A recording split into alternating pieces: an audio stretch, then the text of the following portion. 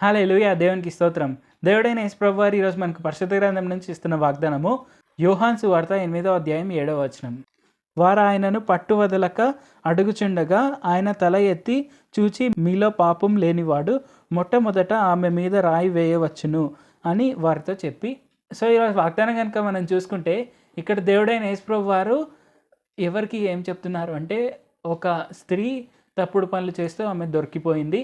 So ఆమెను చంపేయడానికి వాళ్ళు ఎలాగైతే పాత నిబంధనలు రాసిందో అంటే, సో అలాగ తప్పుడు పనులు చేస్తూ దొరికిపోయిన వారికి వాళ్ళకి లభించే శిక్ష ఏంటంటే, జనులందరూ కలిసి రాళ్ళెత్తి ఆమె మీదనో లైక్ ఆ పర్టిక్యులర్ పర్సన్ మీద వాళ్ళు రాళ్ళేయాలి అండ్ అలాగ చంపేయాలి. సో అలాగా ఆమె పారిపోతూ నిండింది. అప్పుడు దేవుడైన యేసు ప్రభువారి వద్దకు వారు వచ్చారు. అంటే ఆ మార్గం గుండా వెళ్తున్నప్పుడు దేవుడైన యేసు ప్రభువారు ఆ మార్గంలో కూర్చొని నిన్నారు. అక్కడ ఏదో రాస్తూ నిన్నారు. సో ఆ పర్టిక్యులర్ సిచ్యువేషన్లో వారందరూ నీవేం చేస్తున్నావు, నువ్వెందుకు వాళ్ళపైన రాళ్ళేయట్లేదు అన్నట్టు దేవుడైన యేసు ప్రభువారిని అడుగుతున్నారు. అండ్ చాలామంది అలా క్వశ్చన్లు అడిగిన తర్వాత దేవుడైన యేసు ప్రభువారు ఒకే ఒక ఆన్సర్ ఇచ్చారు. మీలో పాపం లేని వారు ఆమె మీద మొదట రాయి వేయండి అని చెప్తారు.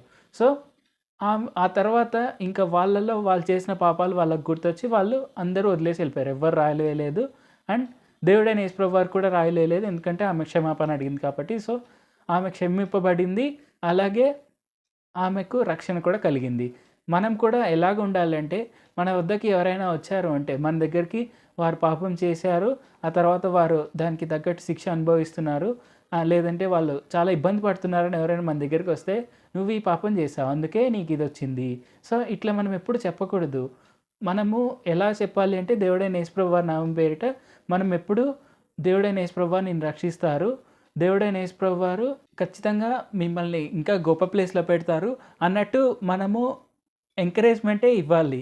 మనము అలాగ ఎందుకు చేయాలి అంటే, దేవుడైన యేసు ప్రభువారు మనకి ఆయన ప్రేమను అనుగ్రహించారు.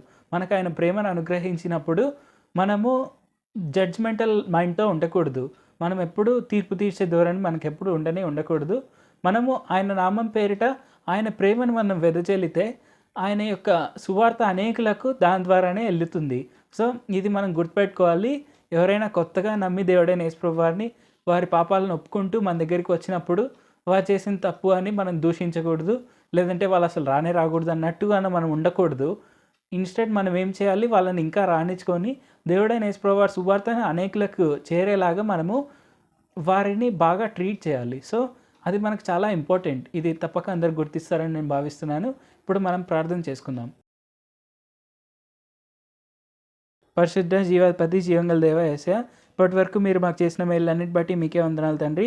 యేసయ్య, ఈ వాక్యం అందరికీ వాక్యం బాగా అర్థమయ్యేందుకు, అలాగే వారు ఎప్పుడు ఎవరిని తీర్పు తీర్చే ధోరణితో వాళ్ళు జీవించకూడదని మీరు మాకు చెప్పినందుకు వందనాలు తండ్రి. వారు ఎప్పుడు తీర్పు తీర్చకుండా ఉండేందుకు సాయం చేయండి యేసయ్య. అలాగే మీరు మాకు ఇచ్చిన మీ ప్రేమను బట్టి మీకే వందనాలు తండ్రి.